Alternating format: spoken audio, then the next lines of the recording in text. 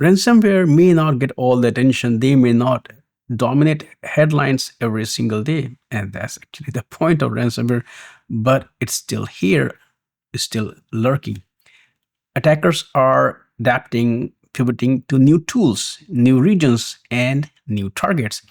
For security leaders, the real challenge is not just blocking attacks, it's building resilience in a threat landscape that keeps shifting. Today, we have with us once again Steve Winterfeld, Advisory CISO at Akamai, to talk through the findings from Akamai's 2025 ransomware report and what they mean for security teams heading into the next year. Steve, before we dive into the findings, give us a quick sense of Akamai's role here. Why does Akamai publish ransomware research in the first place? So this report is part of our State of the Internet series. We've been doing it for over 10 years. And some of them are on industries, others are on specific threats. And, with our security protections across DDoS and zero trust and edge protection with WAF capabilities and that whole suite, we see anywhere from 20 to 30% of the internet traffic on any given day across those security capabilities. So what we wanted to do is just share some of the research we're seeing as we help defend against threats like ransomware. Looking at this year's report, what stood out to you? What are the biggest insights security leaders should pay attention to? Well, with most, malware out there and criminal groups, we continue to see growth. Ransomware globally rose by 37%. They continue to follow where the money was going. So, as we saw more and more groups moving to AI, we now see more and more criminals going to AI. And now we see some groups like FunkSec, which is actually harnessing AI or large language models to do things like ransomware. So we're seeing, that dual use of the new technology. We continue to see the line fading between cyber criminals and hacktivists. And when I say hacktivists, I'm talking about state-sponsored hacktivists, those that, are supporting Russia or Ukraine or, the Middle East geo-conflict, picking a side there. And so we continue to see more, politically motivated, but not only politically or ideology motivated, but actually state-sponsored hybrids. As far as ransomware itself, it started off with primarily encryption, and then we saw that data stealing. We see ransomware groups now specializing in DDoS attacks. And finally, this has been in the last 2 or 3 years, we continue to see an expansion of customer weaponization or compliance weaponization, whereas after they've stolen the data, to apply pressure to the victim, they'll go tell the customers, hey, we have your data. We're going to release it if you don't, pay us this ransom or this extortion. So let's touch on some of those groups, as we talk about this. There are the hacktivist groups or hybrids. We're seeing CyberVolt, KillSec, Dragon, Ransomware as a Service, Dragon Force, and there are more in the report. But we are seeing a number of these that are focused on that kind of capability. And in the report, we break it out. Which groups are doing just encryption and data, doing all 4 of those. Black Cat, Clop, Lockbit, they're doing all 4 of them. And there are others that are focused on, weaponizing compliance, like Ransomware Hub and Werewolf. So we have a mix of looking at the threat and their best practices, who's doing what, as well as the broader trends. The report touches on differences across industries and regions.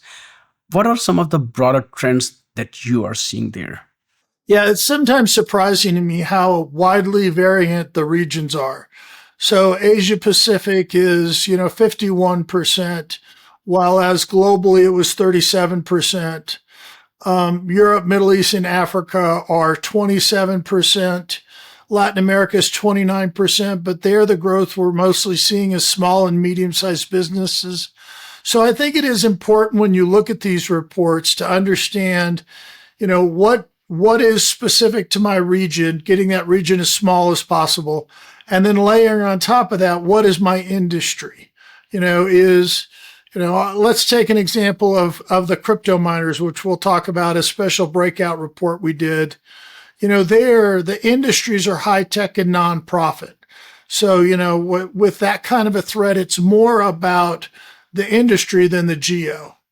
If you look at, financial services breakout of leak sites for industries, you see the US is the most leaked sites at 151, followed by India at 17, the UK at 16, Canada 11, and the rest are below 10.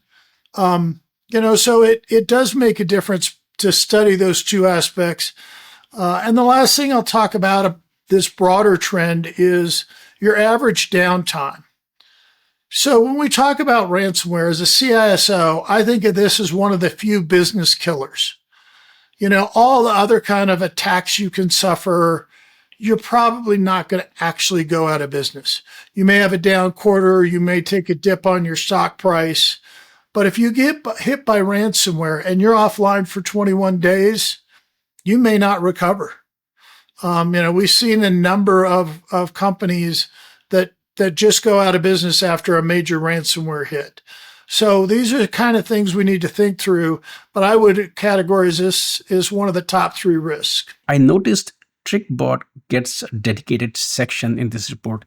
Can you walk us through what's happening with that malware family and why it's still relevant in 2025? So, I think it earns a spot in the report as a call out because, they caused over $700 million in cryptocurrency extortions. So they are a major player. Wizard, Spider, or TrickBot, or whatever you want to call it. This cyber criminal group does often target critical infrastructure. And so you'll see some of the threat groups will try to stay away from critical infrastructure, hospitals, things of that nature. Others will specifically target them because they feel there's more pressure. You take something out critical, there's a lot more pressure applied to pay that extortion. In the case of hospitals, quite honestly, it's life, safety, it's true issues. And so, there's more of a mercenary viewpoint there. But overall, as we look at this, we try to say, how are my defenses? And if you take something like TrickBot, you can model it in a red team or a pen test and say, looking at how they attack, how successful would they be against this? So I think that's a great section to just kind of understand the specifics. Another interesting piece was the rise of crypto miners. What's driving that activity and how should teams think about it compared to ransomware? We thought this was an interesting parallel. They're very similar in a lot of their tactics and techniques.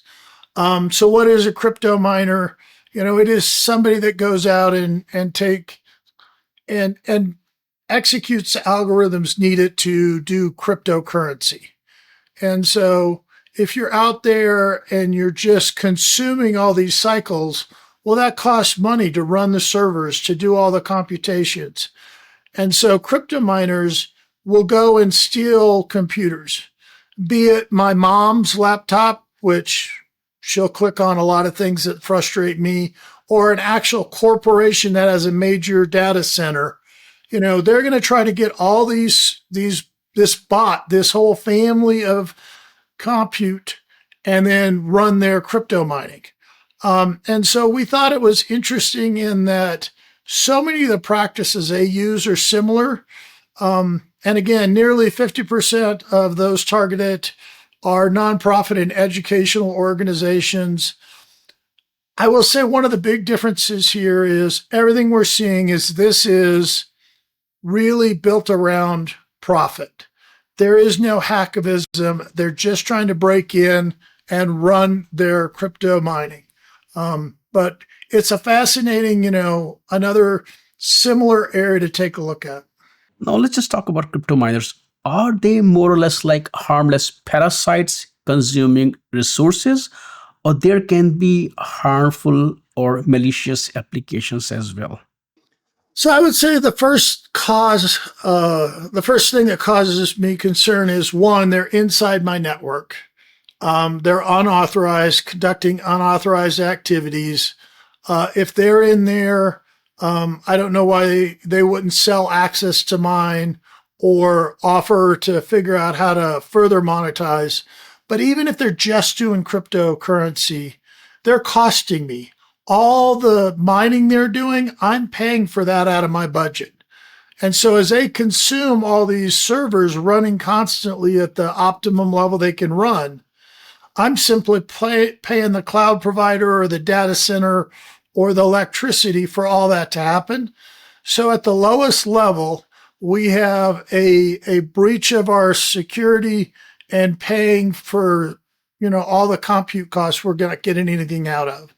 So is it going to put us out of business like ransomware? No, the threat is not as high, but it is there. When we talk about ransomware, it's easy to focus on attackers. But what about defenders? Did the report highlight any strategies or controls that are actually working? This is a tough one. We talked about so many groups and there's so many techniques out there. Some lean more into social engineering. Some actually contract with initial access brokers. And initial access broker is a group that if you kind of segment the attack out, you've got to do your reconnaissance, break in, establish a foothold, spread through the network, execute your malware, keep command and control. Some groups, they want to break in, but they don't want to do the ransomware part and the money laundering. They want to break in and they sell that access. So as you think through all this, so many different techniques, it is kind of a broad defensive answer. Number one is I want to be resilient. I've got to figure out how to do this. And so I think the most important thing I can do is, first of all, be aware. The earlier I catch ransomware, it's not going to have an impact. If 7 systems have ransomware on it, that's an incident. If the entire network goes down, I may be going out of business. So having situational awareness to detect it easily. And this is internal. Most of us have most of our protection outside the perimeter defense. This is inside activity, seeing a ransomware move from server 1 to server 2. So that's kind of unique. 2, have you really tested your backups? Are your backups secure?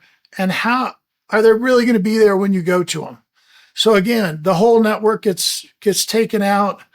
I'm back up in a day because I had good backups. I'm not going out of business. Let's go into some of the more technical. As we move to large language models, are we protecting that? Do we have our classic protections around that? The last year we've talked a lot about APIs. And as we move into this new infrastructure for APIs, how are we protecting it? Do we have our classic edge protections? And how much visibility do we have there?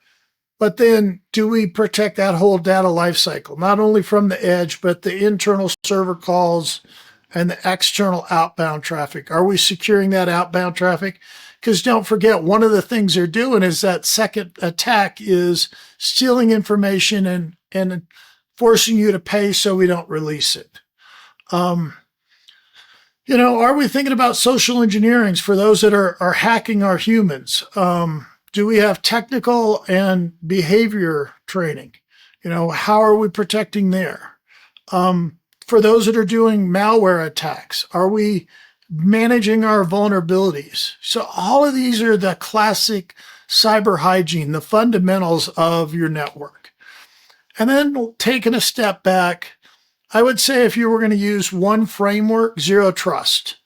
And in full disclosure, we offer zero trust. It's one of the reasons we write this report. But with zero trust, the way I want to talk about it, and I go back to the NIST definition, it is, are you protecting access, identity management, and are you segmenting the network? Are you segmenting the network that if this part is infected and goes down, you've only lost 10 or 20% of your network, not 100%. And finally, leveraging things like we talked about that attack sequence.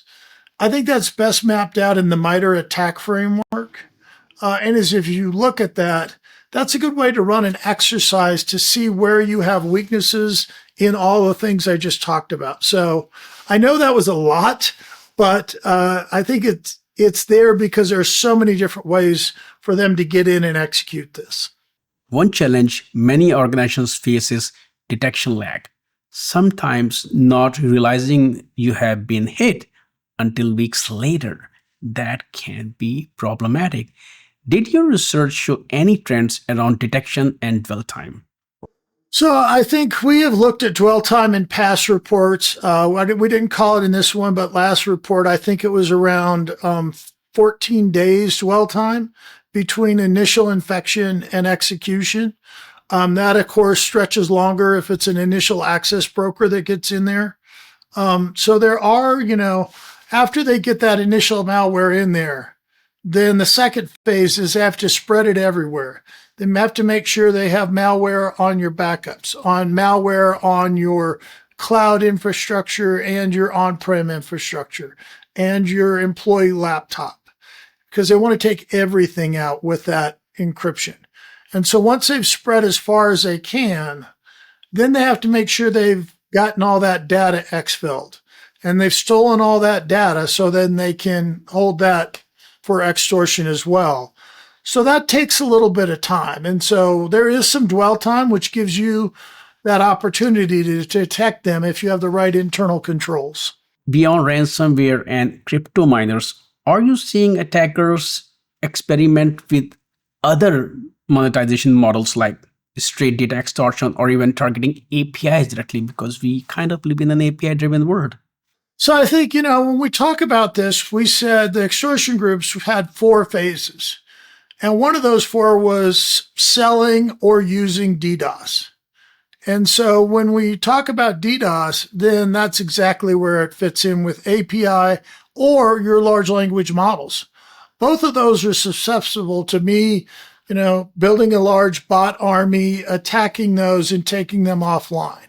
And depending on, let's say if you are in the media company and you have a sporting event, if you take your site down during that sporting event, that's a huge impact. And so ransomware and DDoS are 2 unique attacks in all the attack spectrums, and they're immediately known. Everybody knows you're down. It's not like when someone stole credit cards and you decide when you're going to announce that the credit cards or identity were stolen.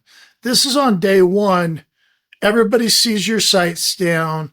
Everybody sees you're off the network and are not responding. And so this is a different kind of crisis management than everything else, because you have no time between you discovered it, if it's been executed, and everybody dealing with the impact. Now let's talk about the struggle CISOs might face when they explain ransomware risk to the board without sounding alarmist or fear-mongering. Based on the report, what's the best way to frame that conversation? I personally think of it as a reverse lottery ticket. So a lottery ticket, very small probability of winning. But if you win big. Here we have the opposite of a lottery ticket.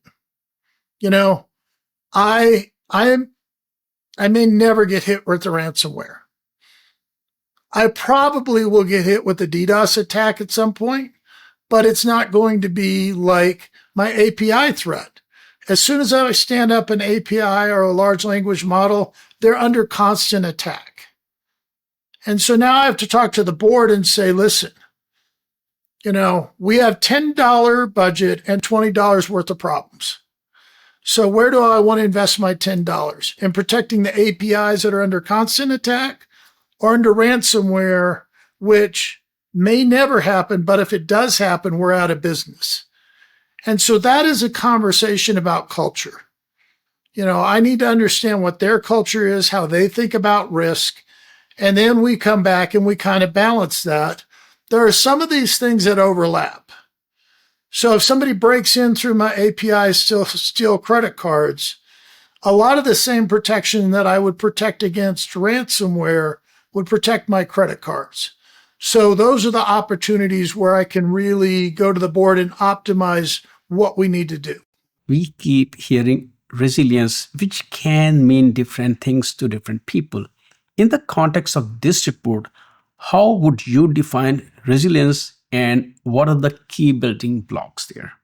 So I think we have two things to talk about. We have business continuity and disaster recovery, and we have cyber resiliency.